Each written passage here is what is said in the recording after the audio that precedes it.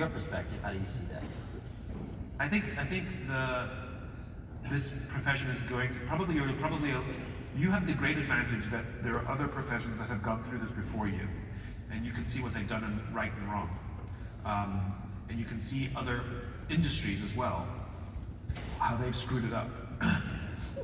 So for example, and it's because they waited for the change to happen, as opposed to grabbing the bull by the horns, right? Right. And so for example, why is it that Netflix invented Netflix and not the movie and television industry? It's because the movie and television industry were protecting their old business model and literally ignorant of the fact that the world was changing around them. You know, Netflix had this new subscription model, and it was a small company.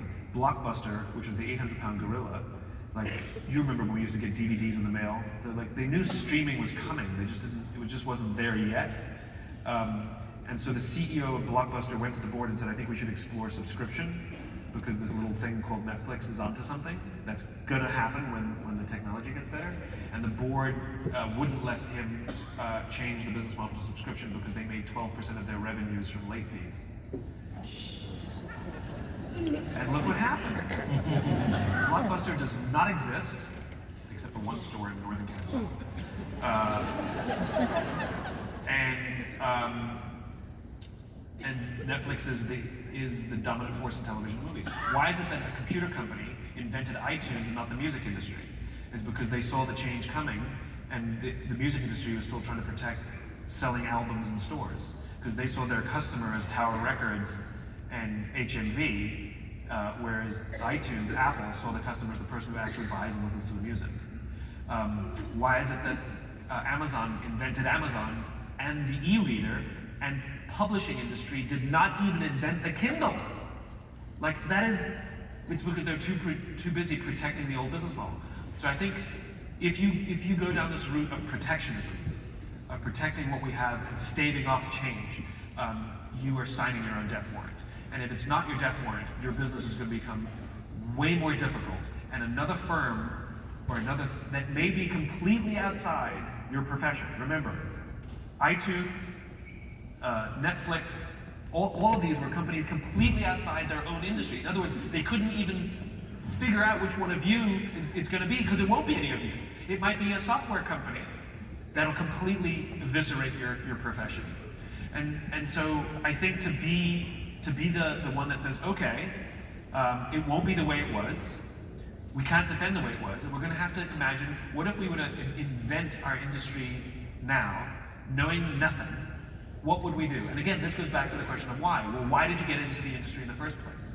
Did you get into this profession because your parents told you to and you can make a good living? You're not going to be the innovator. You know? Did you get in this industry because you love math? You know? You're not going to be the innovator. Did you get into this industry, and do you love this industry when you really get to help people re-understand and reimagine how to build an organization? Because when you can understand the language of mathematics, when you can understand the language of a balance sheet, as clearly as you can understand the language of cultural change, it's kind of like that, right? It's the rational and the emotional. And we said it before, which is the numbers are only half a picture of the health of the business. And if you got into this industry to be of service to human beings who are trying to do bigger things for themselves, for their families, for society, for their customers, you might be onto something. So the question is, what value do you offer to the people who buy your product? Now, how would you do that in this new changing day and age? And literally ignore whatever was, because it's irrelevant, because it may or may not survive. The industry, the profession will do fine if you're the ones willing to blow up your own business. But if you're going to protect your business, it'll get blown up for you. Yeah, that's a tough challenge for people. Let me ask the